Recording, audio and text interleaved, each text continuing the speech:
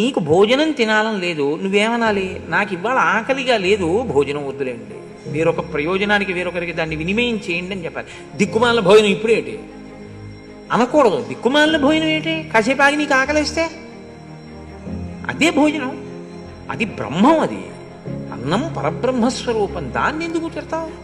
దాన్ని తిట్టకూడదు ఎప్పుడూను. చూడండి, శనిగాడు అంటుంటారు. శనిగాడు ఏమిటి?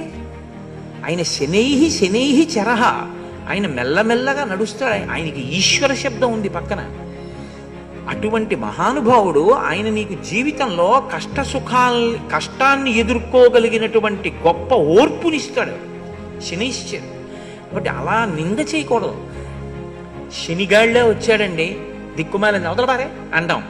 భోజనం పళ్ళాన్ని విసరడం, ఆ పువ్వులు మొదలైనటువంటివి కనపడితే తీసి పక్కన పెట్టకుండా తొక్కడం, ఇవి పదార్థం పట్ల ఎలా ప్రవర్తించాలో అలా ప్రవర్తించకపోవడం.